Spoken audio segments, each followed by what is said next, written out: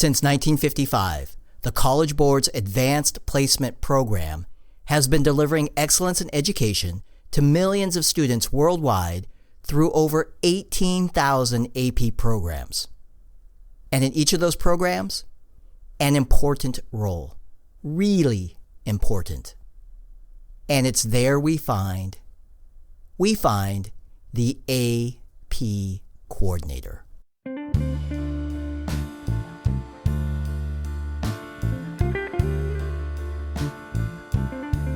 So, what makes a good AP coordinator? Well, I believe the best AP coordinators are dedicated, motivated, and well, coordinated. Derek Kameda, your host today, thanks for joining us for a series of interviews with experienced and incredibly talented AP coordinators. This school year, more than just about any in recent history, presents some unique and unprecedented times for schools and AP programs. Perhaps there is no better time to share our collective voices and perspectives. Coming up today on Coordinated. Well, for my school, that didn't change. I still collect the exam fees in the fall. At my particular school, all students are required to take an exam if they're enrolled in an AP class. So we used to be like Sue's school in that it used to be mandatory that if you're in an AP course, you're required to take the exam. But given the uncertainty that everyone's speaking about this school year, we lightened it up a little bit.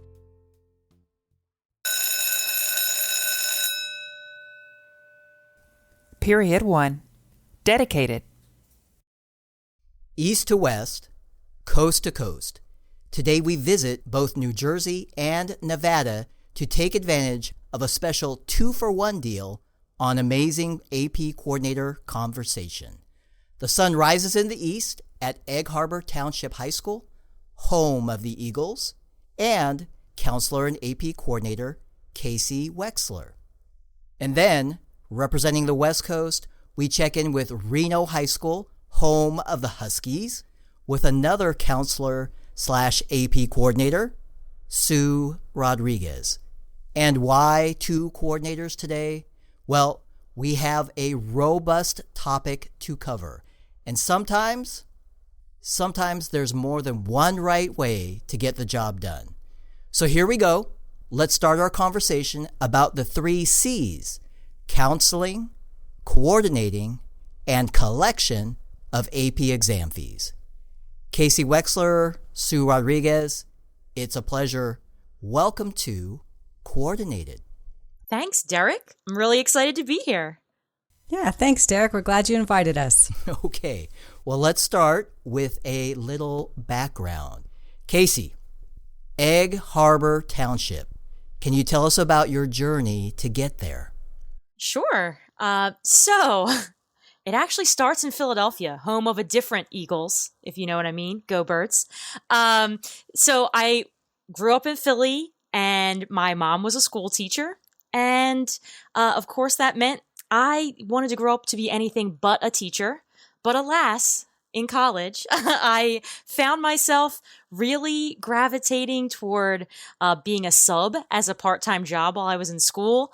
And so once I finished my English degree, I actually went alternate route, and I was an English teacher at Egg Harbor Township High School for 7 years before I ended up getting my master's degree in counseling. And then I transitioned over to the counseling department. And so how did you become an AP coordinator? Well, fabulous question, Derek, because you might wonder, how do you go from English major, not wanting to be a teacher, to an English teacher, to a counselor? How does one become the coordinator? Well, the sitting AP coordinator when I became a counselor was kind of preparing to retire, and it became very obvious that I was the most type A person in the department and that I had a command of spreadsheets. So I was next in line. Those are 2 pretty good qualities to have as an AP coordinator: type A and command of spreadsheets. Hey, Sue, how about the city of Reno, Nevada? How did you end up there? Well, a little different story than Casey's. I'm actually a native of Reno, born and raised. When I got through high school, I went to college in California and knew that I was always going to come back to Reno. I wanted to come back. Unlike Casey, I wasn't sure about education, but when I actually started my master's program, I was a grad assistant, and part of that role was to be in an elementary school. So I wanted to go into private practice, but I was working with all these great kiddos and realized I kind of like those little kids. They don't talk back as much as I thought they did. So I changed my role from private practice to school counseling and got a job there and ended up in the district. And here I am as a counselor. My whole career I've been a counselor. And so how did you become the AP coordinator? Yes, much like Casey, my very first counseling job, I was new and didn't know any different. And the person I was working with was getting ready to retire. And I was hired in March, so it was kind of a weird thing. And so they said, hey, come watch what I'm doing. Unbeknownst to me that the next school year, it was my job. So that's kind of how I got to be the coordinator the very first year right out of the chute there. And Sue, what can you tell us about Reno High School? Wow. Well, Reno is a very unique school. We are the oldest school in Reno. We have about 1,700 students. It's a medium-sized high school. Our school is heavily bedded in tradition, but it's very family-oriented high school where, once a Husky, you're always a Husky. So I like being there. It's a great place to be. And what's the current instructional model at your school? Is everyone on campus? Are they virtual, hybrid? What's going on? Wow. You know what? All of those. We are doing a little bit of everything. We have a hybrid model where they're going every other day, and on their home day, they're on Microsoft Teams. And then we have some students that elected to do 100% virtual. So they are online. And so that's a little bit crazy. So we're trying to navigate all of those students in both modalities. Casey, how about your school? What's going on there? It's pretty much, even though we're across the country, it's on par with what's happening in Reno and Sue's school. We started the year completely remote, but we are getting ready to go into a 2-group hybrid model at the end of October. And hopefully things just keep getting better from there, and we can have more and more in-class time. But all across the state of New Jersey, students are allowed to opt for the full remote learning for the entire year. So we still have to consider those students who are staying at home, which is why those AP daily videos are really coming in handy. Casey, can you tell us a little bit more about Egg Harbor Township High School overall? I can. We are a suburban school that's kind of near Atlantic City. So I think people, when they hear New Jersey, know about Atlantic City. We're right down the road. We have about 2,600 students, and I would say probably close to 300 staff members, which makes your previous question about how we're juggling the hybrid kind of complicated. We're the home of the Eagles. Our black and silver are our colors, which, by the way, are very flattering. Because I have seen some school colors. Excellent. But, always a bonus when you can have good school colors. Right. Because after 16, this is my 16th year, I have a lot of school t-shirts. So luckily they're all pretty flattering over the years. But it's such a large population, but it's very diverse. I feel like there is something for everyone, and it really is like a melting pot of a high school. And I think that's really awesome, especially for our students to be able to experience so many different point of views and perspectives and world views all in one place. All right. Well, we have a lot more coming up from our 2 special guests today. Right now, let's hear from another pair of outstanding AP coordinators, Carrie and Carrie. It's time to hear more about the AP coordinator community.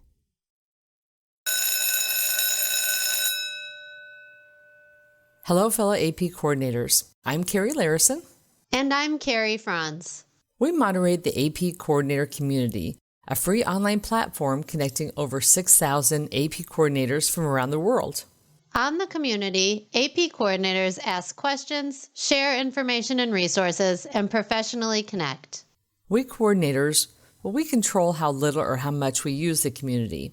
We can receive updates daily, weekly, or as they happen. Or we can see what's being shared each time we sign in. On the community, the discussion board is the hub of communication. It is here that coordinators post questions, share best practices, and gain valuable information to best support our AP programs. Finally, the community is a spot to share and download successfully used resources by our fellow coordinators. Why reinvent the wheel when these valuable tools are right at our fingertips? So how do we access this community? It's simple. Go to apcommunity.collegeboard.org to get started and request your free membership. Again, that's apcommunity.collegeboard.org. This year more than ever, we think it's important to be part of the AP coordinator community, and together we'll figure out how to best support AP programs at our schools. Thanks, everyone. We look forward to coordinating with you. Period 2. Motivated. All right, so I have a question. We just heard from Casie, and she said she has been the AP coordinator at her school for 7 years. But Sue, I'm curious, how long have you been an AP coordinator? Well, that's an interesting question, Derek. So I've currently been at Reno High for 15 years and the coordinator there for all 15 years. And prior to that, at my previous school, I was there for 12 years and I was the coordinator for 11 years. So yes, that is a combined of 26 years as AP coordinator. Wow. Okay, so between the two of you, that's a lot of combined years in education and as AP coordinators. You are both, what's the word I'm looking for? Experienced, let's say. Yeah, easy there, Derek. Be careful. Right, I said experienced. And since you are so experienced, perhaps you can share how you learned to be an AP coordinator and how you might stay on top of the updates and changes each year. Casie, do you want to start? Sure. I just don't know if you want to hear my response. We want to hear. We want to know. So I was actually never formally trained. The first workshop that I attended for AP coordinators was one that I was hosting. But I was the assistant AP coordinator for, I think, a year before the previous coordinator retired. So I learned from her.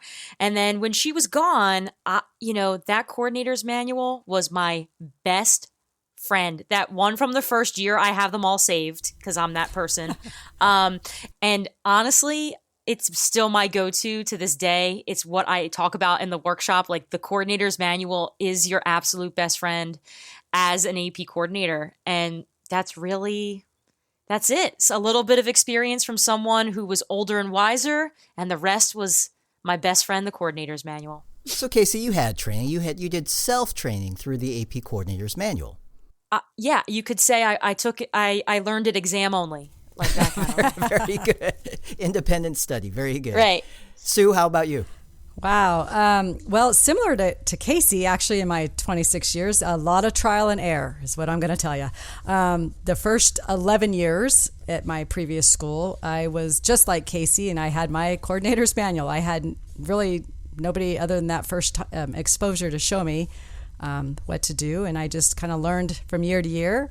The current school I'm at, they did believe a lot in making sure that we were up to date. So just get involved with other coordinators in the district. And so I learned from them as well, but it mostly was self-taught.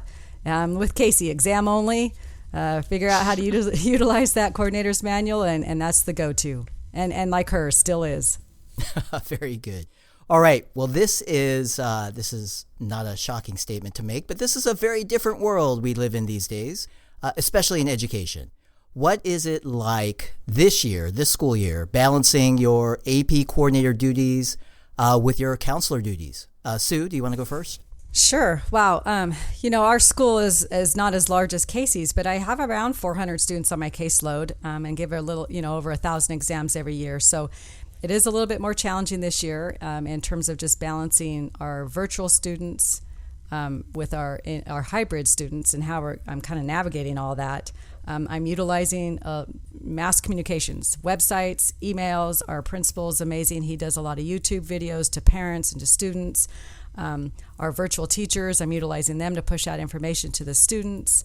And our website, of course, our school website, we've developed a whole new website to get that information out. And boy, just today I was attaching the screenshots of the phone and how to do the join codes, because I have a couple stragglers out there I'm still hunting down. So it's still challenging for sure. That part's a little more challenging, right? You can't just walk down to the class and pull the student out of class these days. Yeah. Casie, how about you? First, I want to thank Sue for reminding me that I have a couple stragglers that I need to wrangle in. Yeah, by the end of, how many emails can you send? So and it's harder for them to ignore you when you're not showing up to their class being like, "Hey, Derek, I need you to put this code in." I'm feeling a lot of the same things as Sue. We give anywhere between 11 and 1,200 exams a year. We're tracking on that this year for sure. It's definitely challenging to be a counselor in this time. It's really hard to connect with the students when they need you. They're so used to being able to just stop by the office and chat or take a deep breath. And it's, they're on their computers all day for school. So to set up a meeting to then, meet with me again through the computer has been tough. But I will say the silver lining is kind of the AP part of my job because those exam fees were waived and stuff. It gives me a little bit more breathing room in the beginning of the year. And which gives me a little bit more time to attend to, I think my caseload is right around 300. Casie, I have to jump in and clarify something because exam fees are not waived this year, right? Right. Okay, we're talking about canceled exam fees and unused exam fees, correct? Right. Like the fees that go along with the exams, not the actual cost of the exam. I was just, I've had a million meetings with my supervisor, and I was just using insider jargon. Sorry. Right. Okay. Well, I'm glad you're excited about the fact that those canceled and unused exam fees are waived. That is a really helpful thing this year for school. So, how do you both stay on track with everything? There is so much to do. Are you naturally organized? Well, I'll jump in on that one. I'll tell you, like Casie, I'm I like to have a master spreadsheet and those kinds of things too. But my number one thing is I am a color coder. I color code everything. So yes, that definitely helps me make sure I can keep track of everything. I also am fortunate in that I have my own private, separate testing room. So everything's laid out. My bins are out. They're all labeled with labels maker, of course. And everything's in a neat little way and nobody touches it. And I can do whatever I need to do in my own fashion, my own system. So yes, very color coordinated. Kind of like my closet. Everything's color coordinated there too. Sue, are we related? Of course we are, Casie. Because basically everything you just said, I was smiling so big when I was hearing everything you were saying. I'm actually looking on my desk right now at a color-coded meal plan that I want to fill out for next week so I can go grocery shopping.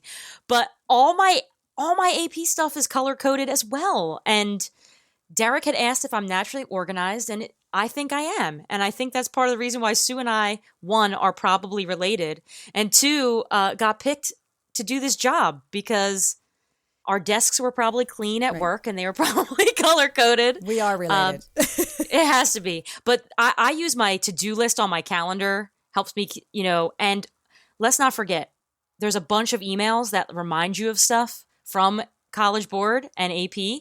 So if in case something slips through our color-coordinated system, there's always that email that comes as a fail-safe. Thank you for the plug, Casie. Good plug. Thank you. All right. Well, if you can't tell, Casie and Sue are quite organized in their personality and the way they structure and process things at their school for their AP program, something they definitely have in common. And I think that's something that a lot of AP coordinators have in common. There's a lot to keep track of. And certainly one of the items on the coordinator to-do list, collecting AP exam fees. Collect in the fall, collect later on. How to collect, how much to collect, and those refunds. So stay tuned for more great conversation with Casie and Sue in just a moment. But now it's time for a pro tip, and I think we actually have a 3-for-1 special on professional tips today.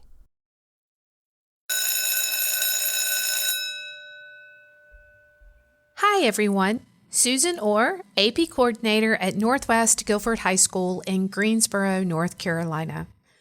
The final ordering deadline of November 13th, 2020, well, that's going to be here before we know it. That's the last day we can order AP exams for full year and first semester AP courses without incurring any late order fees. To make sure I have all my student exam decisions in place, I set a school-specific deadline far in advance of that November 13th date. My students, families, and faculty, well, they get a much earlier deadline. That November 13th date is just for me. I also strongly encourage engaging AP teachers in the process. For me, with virtual and hybrid instructional models this year, it's so important to recruit help from my AP teachers. I'm just not able to track and chase down students like I normally would when everyone was on campus. That said, if I have any straggling students, well, I'm just going to order an exam for them. This year, with the College Board waiver of the $40 cancellation and unused exam fees, I could always catch those students later on. So my pro tips, I have 3. 1, set a school-specific deadline in advance of November 13th. 2, engage AP teachers to help with tracking and chasing students. 3, when in doubt, order an AP exam and reconcile later. Thanks for your time, everyone. Stay safe.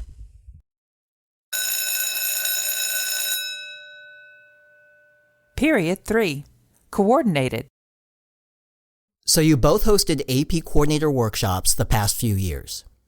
Right. I actually love doing the workshops, even this summer, which was a little bit different, but I still enjoyed it. And why was it different this most recent summer? Well, because we couldn't be together in person, Derek. Ah, that's right. So of course. we did them on Zoom. Right, Yeah. of course. And in those workshops, we heard a lot of good questions. Here's a common one that we saw in the Zoom chat panels and in the open Q&A sessions. I just want to be sure. So can you tell me again what fees are being waived by College Board this year? Yeah, I don't know about you, Casie, but I heard this one in my workshops, a lot of confusion on that one. So, the $40 waiver is just for canceled or unused exams. Right. We just had that discussion a few minutes ago, right? Right. I needed to be reminded. Yes, we did. Well, that's good. We had to clarify that for everybody, right? So again, the $40 waiver just for canceled and unused exams. So Sue, can we back up a moment and kind of ground everybody with this? Can you tell everyone exactly what a canceled exam is? Sure. So the coordinator would order an exam, and then, like high school students, they might change their mind, right? Or drop the class. So then the coordinator would go in and change the exam status from yes to no in the AP registration and ordering. As the coordinator, we would submit a change to the exam order by the March 12th deadline. That's what we want to make sure we do that. And by doing that, it'll cancel the exam. And so again, the school is not invoiced any amount for the exam. Is that right? Yes, that's right. So the school is not invoiced at all for this exam. There's no base exam fee. There's no cancellation fee. $0. Okay. So that's a canceled exam. Casie, can you tell us about unused exams? Sure. So an unused exam is when the coordinator orders the exam for the student, and then for some reason or another, the student does not tell me or their coordinator at their school that they're canceling the exam, or maybe the student just doesn't show up on the exam day to take the exam. That's what an unused exam is. Okay, so then what happens financially if the student doesn't show up? Okay, so that's the good news, especially this year. The school is not going to be invoiced for that exam. No base exam fee, no cancellation fee, $0. Fantastic. Okay, so thanks for explaining what each of those are. I think I got it now. That leads us to another question. This one comes from a webinar. Here's a question. It seems like I should only consider canceling an exam right now if the student is absolutely, positively not taking the exam. Otherwise, the $40 late order fee could apply later on if a student changes their mind. And at my school, it seems like students are frequently changing their minds. Well, I think at every school, high school students frequently change their minds. So yes, that is exactly correct. Okay. And we also wanted to make some time today to talk about exam fee collection. Did your exam fee collection process, did it change due to the $40 waiver of canceled and unused exam fees? Well, for my school, that didn't change. I still collect the exam fees in the fall. At my particular school, all students are required to take an exam if they're enrolled in an AP class. So they have to take the test, and so we put out the fee sheet that they're required to take that. We do have an internal system. I have a bookkeeper on my site, and they pay through the school. We have an online, what we call the R store, where they can pay online, or they can bring a check in, or they can bring cash. That's kind of how that works, but they do have to pay for those exams early. Okay, so many students, I would assume, correct me if I'm wrong, please, that many students do pay online, but then some still pay in person with either cash or check? Yeah, and this year it's a little different, obviously, because we don't have all the students on campus. Right, so, right. Many do bring a check. Sometimes they mail a check, but the online portion does have those credit card fees. It's minimal, but they do want to try to save that at times, so they can actually bring in whatever format they want. But that's kind of a challenge for us in kind of chasing the kids down this year and not being on campus full time is trying to get those fees. Understandable. So for the students who actually bring in cash or check to campus, are you handling that or somebody else handling that at your school? What's going on? So yes, so they bring that actually to our bookkeeper, and she collects all fees for all classes, like art fees and other fees that may be applicable, as well as the AP fee that goes on there too. So we do have a bookkeeper on my actual school campus who does collect those fees for me. So she and I work together very closely, and I usually buy her a little gift card at the end of the year after APs. Excellent. Always good to recruit some help that way. Yes. Very good. Casie, how about you? Well, so we used to be like Sue's school in that it used to be mandatory that if you're in an AP course, you're required to take the exam.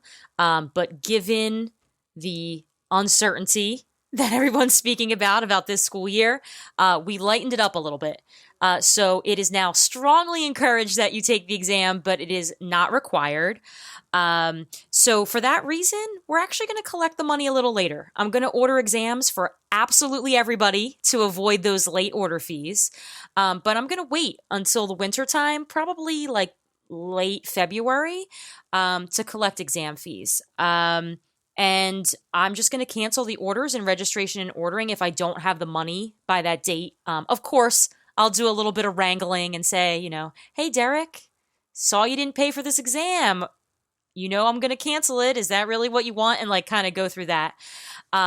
We use a third-party vendor for collecting our fees. Everything is completely online. It's the same system that we use for parking, like for students to pay for parking and stuff like that. So they're familiar with it. But absolutely no cash, no checks, no money orders. Everything is online. And honestly, since we started doing it online, it's been so much easier. It basically just requires me to send the third-party vendor a couple of spreadsheets with information so that the students can go in and click in the web store and buy what they need to buy. Like shopping on Amazon, but not quite as fun. All right. Well, Casie, you bring up a great point. So it's super nice, I think, when a school or district has its own online system to help with collecting AP exam fees, for sure. Now, that said, schools can also consider working with a third-party vendor like you do as well. In fact, College Board has an exam fee collection provider program available. So if schools are interested in finding out more about potentially partnering up to get some help, they can check it out. And we'll put a link to that webpage in our show notes. Derek, I just want to add one more thing. Sure. If that's okay. Please. Collecting the exam fees later in the year, is good for me for a lot of reasons, but also it reduces the number of refunds if the student is changing their mind. So if people were paying now and then they changed their mind about it, we'd have to refund all that money. So if I haven't collected the money, I don't have any to refund. Thank you. That's a really good point. You're leading me into the next topic, Casie. I was going to ask, so obviously you do give refunds. Well, not in the past, but we're gonna see what we could do this year because we have to be flexible. Okay, and so you Right. don't have precedence for this, right? So you don't know how many refunds you would be giving, but Well, by collecting I can use later. last year. Okay, please. Yeah. So we all know, like last year was really my first experience. Like everything that happened, of course they signed a contract and everything that said there are no refunds. But how are you going to hold people to that when school right. has shut down, Right. and all that was going on? But we have a pretty large AP population, and I was actually really surprised that the majority of our students still chose to follow through with their AP exams. So we really only ended up issuing about, I would say maybe like at 30 refunds, maybe. Wow. Out Okay. of like Small number. 1,100. Yeah. Wow, small number. Sue, how about you? Yeah, ours similar to Casey's. That's kind of an interesting question. So, because our students are required to take the exam, we don't really have a refund policy, although I do give them a refund up until a certain point if they do come out of the class before I actually ordered the exam. And this last year was unprecedented. It was different. In many ways. Yes. And so since our bookkeeper is the one who manually writes all those check requests and then cuts the checks and sends them out, what we opted to do this year was I got the great idea to say, hey, anybody that's an underclassman, let's just apply those fees to this current year if they're taking APs. Great. So we put it on their account towards the AP fee this year, which minimized a ton of refunds that she had to do, and only refunded seniors. And like Casey's school, we had, I would say, about the same. We had less than 40 refunds that she had to do. But it's interesting. We don't want to put out notice that it's not required. That's why we're collecting fees early, because I don't want to change the process. My students are pretty well uniform now. We've got them to where they know they need to pay in the beginning, and we're hoping the pandemic goes away quickly. So next year I don't want to have to retrain them and go, hey, I don't have to pay till March now. And so that's why we chose to do it that way. We all hope the pandemic goes away quickly. Right. Not just for the challenge of giving students refunds for unused AP exam fees. All right. So how, when, and if a school issues refunds, that of course remains a school or district level decision. That has not changed. And a good suggestion that we've heard from other AP coordinators: whatever you do, be sure to communicate your school's refund policies in advance so that everyone is on the same page. Definitely, because I have learned that lesson the hard way. Oh my gosh, you two are so amazing. Casie Wexler, Sue Rodriguez, thank you so much for your time and sharing your many years of experience with us. Your perspective is just so valuable. It's been really fantastic having you both on the show. Thank you for having me on the show, Derek. I always love to chat with you. Yes, likewise. Appreciate having us here, Derek. Okay, well, you're welcome. Thank you so much for being here. And you've answered a lot of questions for us today, but I have just one more. What does being an AP coordinator mean to you? Derek, I feel like you're putting me on the spot. First of all, it really is the ultimate organizational task. And there are times that I really don't like it because it's a lot of work. But ultimately, when your well-laid plan comes together at the end of the year and everything goes smoothly, it really is a good feeling of accomplishment. But I also love being the AP coordinator because I get to work with a bunch of other students that are not in my caseload. I get to, experience the rest of the AP population outside of my letters of the alphabet. And really, I just love all of my AP teachers at my school. It's been really cool to get to know them.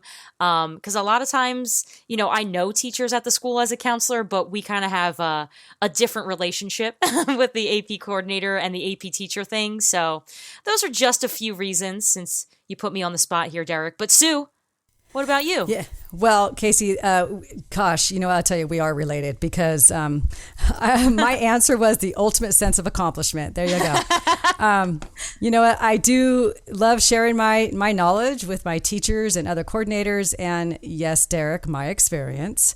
But I love helping students, not just my students, all students. I love watching in that sense of accomplishment. I love it from the beginning of the school year, getting them signed up, moving, through the whole process, even to administering exams. And as a color coder, I love the feeling of satisfaction, that another year happened successfully and I didn't have to do an IR. That was amazing. But that check, just something else to check off that you did it with accomplishment and feel good about it. And it's a great feeling. It really is. It's hard to overstate the impact a great counselor can make. With the right support, guidance, and nurturing, a counselor has a meaningful and impactful role in their students' lives. And when that counselor is also the AP coordinator, that amplifies everything. The impact resonates with increased opportunities for students, including tangible and highly valued college credit and/or placement. And at their respective schools, Casie and Sue help to create those opportunities in the thousands. That's thousands every year. In these COVID-challenged times, their AP program leadership, it shines brightly to inspire us all. As I said earlier, the sun rises in the east and sets in the west. But in the coordinator world, nothing shines brighter than Casie Wexler and Sue Rodriguez. Two AP coordinators finding different ways to get it done, providing customized support for their schools and students. This is the difference great coordinators combined with great AP teachers and school administration. This is the difference we can make. This is what model AP programs look like. This is what it means to be coordinated. On our next episode of Coordinated, the start of every school year brings us a new AP Coordinator's Manual. And our next conversation, we start with everything you could ever want to know about that AP Coordinator's Manual and more. How does it get made? How can we best use it? Are there hidden secrets between the lines? Don't miss a chat with Senior Director of AP Program Exam Administration Information, Shelley Gazes. Plus, a very special bonus. We take an important look at some of the most frequently asked questions we've been hearing at this time of year. Want to check your progress? Want to validate the tasks you've accomplished so far? Want to meet one of the most famous AP coordinators in the world? Joining me to ask and answer these questions, none other than Carrie Franz, co-moderator of the AP Coordinator community. Please join us for this special episode of Coordinated. We thank you so much for listening to Coordinated. Our executive producer, Bill Lankenow. Assistant producer, Tierra Pinto. Additional vocal support, Leslie Ladd, AP Coordinator at Dulles High School, Sugar Land, Texas. Artwork, our great artwork, thanks to Amy O., AP Art and Design student at Savannah Arts Academy, Savannah, Georgia. Our theme music, that's Good as Gold by Jackie Ray, former AP Music Theory student at Oakton High School, Vienna, Virginia. Coordinated is written and produced by myself, Derek Kameda. Recording, sound design, and general audio wizardry, also by myself, Derek Kameda. Thanks to Jim Cluley, Terry Redican, and all my colleagues at the College Board for allowing me to connect with my favorite people in all of education. Don't miss an episode. Please leave a review and subscribe to Coordinated. Your feedback, it's really important to us. And just like an AP exam, we'd love to earn a 5. For more information on AP coordinators, visit collegeboard.org/AP coordinator training. That's one word, collegeboard.org/AP coordinator training. And like the song says, AP coordinators, you are good as gold. Maybe I just don't know. I'll say it over and over and over again till I believe it's so.